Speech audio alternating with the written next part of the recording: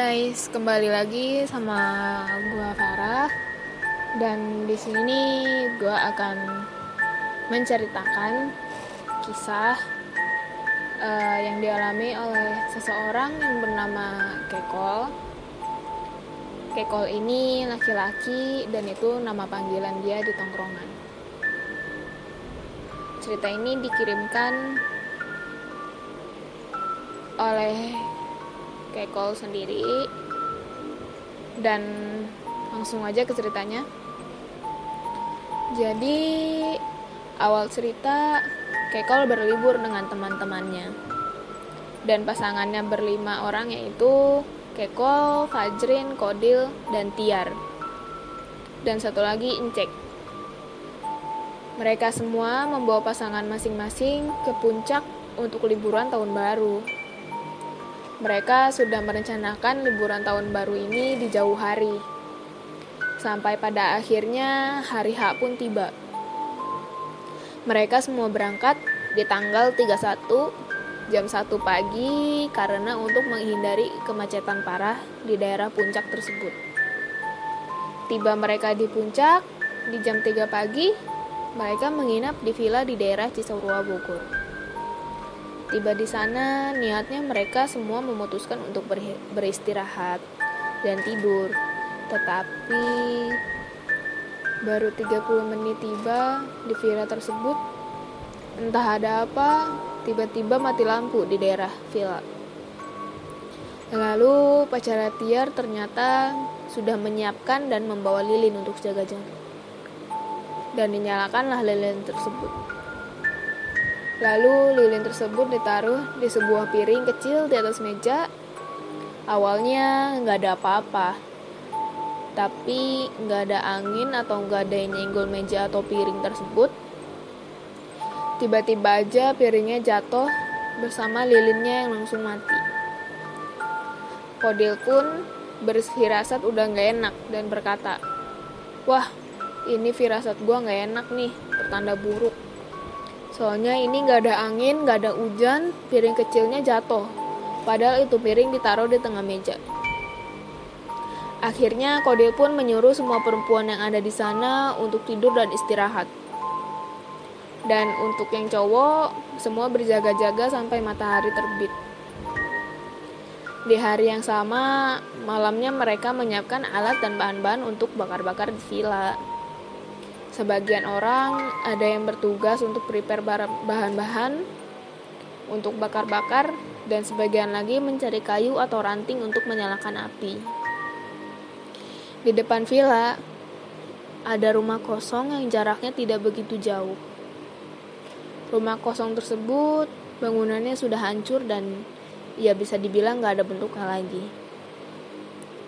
Dan orang yang bertugas mencari dahan kayu atau ranting, yaitu pacarnya Fajrin, dia mengambil ranting pohon di rumah kosong tersebut tanpa permisi dan izin terlebih dahulu.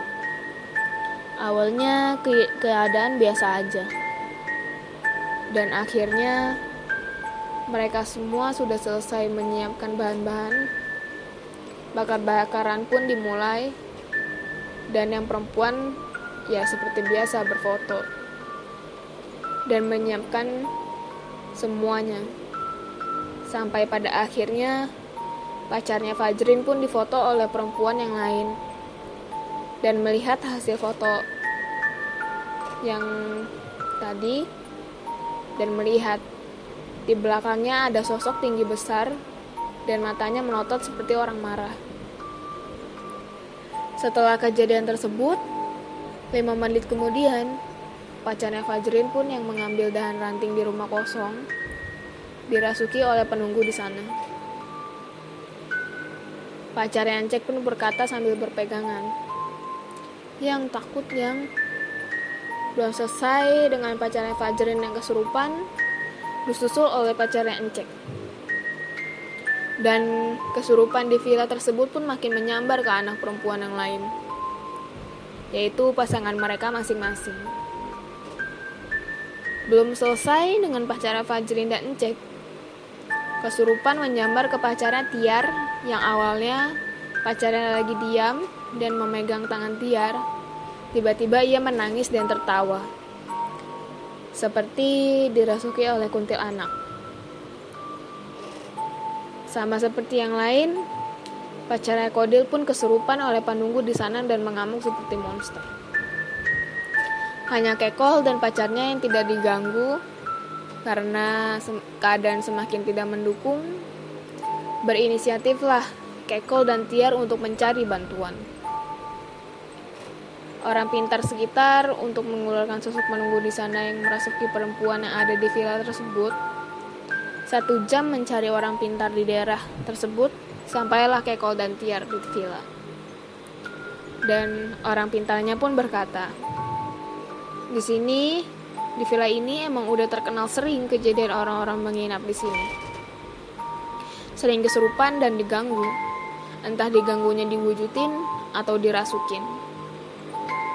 Dan pengusiran sosok yang merasuki semua perempuan kecuali pacar Kekon pun dimulai dari jam 11 sampai selesai jam 3 pagi.